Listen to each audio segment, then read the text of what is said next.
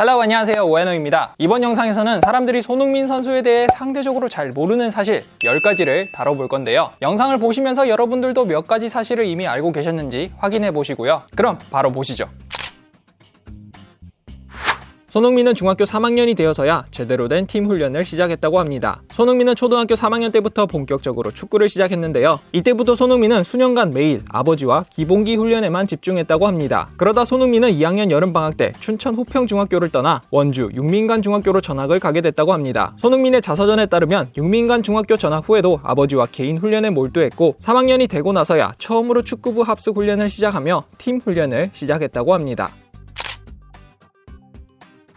손흥민은 FC서울 유스 출신입니다. 지난 2008년 손흥민은 춘천을 떠나 서울에 있는 동북고등학교로 진학했는데요. 지금은 서울 구단의 산하 유스가 오산고등학교지만 지난 2007년부터 2012년까지만 해도 서울이 관리하는 유스팀이 동북고등학교였습니다. 손흥민은 대한축구협회 우수선수 해외 유학 프로젝트의 일원으로 분데스리가의 함부르크로 떠나기 전까지 한 학기를 서울 유스 동북고등학교에서 보냈습니다. 손흥민은 동북고등학교 시절 서울 볼보이를 했다고 합니다. 손흥민이 고등학교 1학년이었던 지난 2008년만 해도 동북고등학교가 서울 유스였다 보니 동북고등학교 축구부 선수들이 서울에 경기가 있으면 상암 월드컵 경기장에서 볼보이를 했다고 합니다. 손흥민도 당시 서울 경기에 볼보이를 하며 이청용의 플레이에 반했다고 하는데요. 그는 한 인터뷰에서 그때 상암구장에서 볼보이하며 청룡이 형 플레이를 보면서 정말 대단하다고 생각했다. 코치님께도 청룡이 형한테 좀 배울 수 없냐고 부탁까지 했다 라고 털어놨습니다.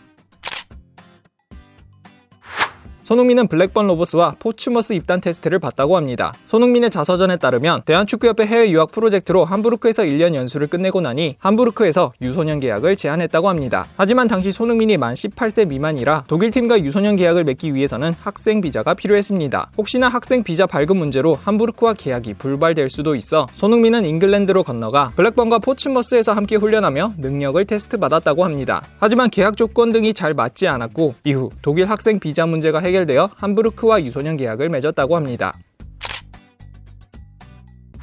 손흥민은 지난 2011 아시안컵 4강 한일전 승부차기 키커였습니다. 이 대회 4강 한일전에서 한국은 연장 종료 직전 터진 황재원의 극적인 동점골로 2대2 균형을 맞추며 경기를 승부차기로 끌고 갔는데요. 손흥민의 자서전에 따르면 당시 그는 이 승부차기에서 4번째 키커로 나설 예정이었다고 합니다. 그러나 한국은 승부차기 첫 번째 키커 구자철부터 3연속 실축으로 일본에 승리를 내줬고 손흥민은 승부차기에 나설 기회도 없이 패배를 받아들여야 했습니다.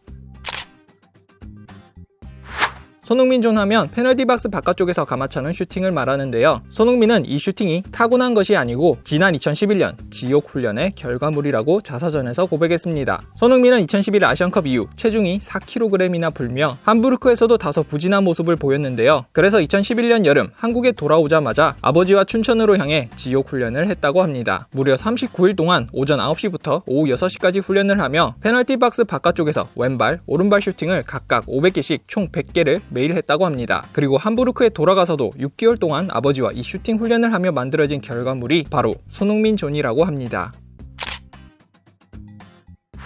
손흥민은 자신이 함부르크에서 막 데뷔했을 때 토트넘이 이적 제안을 해왔다고 털어놨습니다. 토트넘은 지난 2013년 손흥민이 함부르크에 있을 때 그를 영입하려 했었고 지난 2015년 다시 한번 영입 제안을 하며 레버쿠젠으로부터 손흥민을 데려왔는데요. 사실 토트넘은 이미 2011년 초에도 손흥민을 데려가려 했었다고 합니다. 손흥민의 자서전에 따르면 자신이 함부르크에서 막 데뷔했을 때 토트넘에서 이적료 1200만 유로를 제시했다고 합니다. 하지만 당시 함부르크 구단과 에이전트가 먼저 나서 이제 막 프로에 데뷔한 19살의 손흥민이 토트넘으로 가면 출전 기회가 없을 거라며 이 제안을 거절했다고 합니다.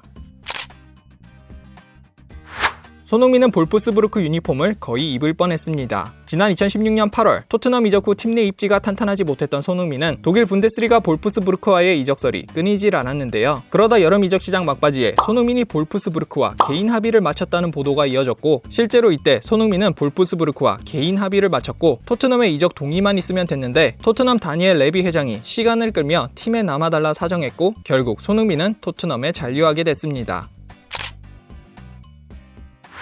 손흥민의 신발 사이즈는 255에서 260mm입니다. 손흥민은 키 183cm에 아주 건장한 체격을 지니고 있는데 반해 의외로 발 사이즈가 아담합니다. 손흥민과 같은 183cm의 키의 구자철도 280에서 285mm짜리 축구화를 신는 걸 보면 손흥민의 발 사이즈는 작은 편입니다. 한편 전 아스널 감독 아르센 벵거는 발이 큰 선수들은 통찰력이 좋고 발이 작은 선수들은 공을 발등에 맞추는 능력이 뛰어나다 라고 밝힌 바 있습니다.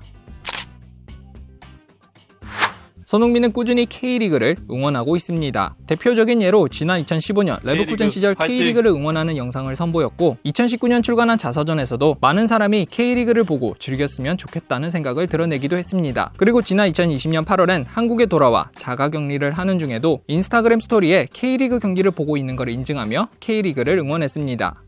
네, 이번 영상은 여기까지고요. 컨텐츠가 마음에 드셨다면 구독, 좋아요, 그리고 알림 설정까지 세려주시면 감사하겠습니다. 바이바이.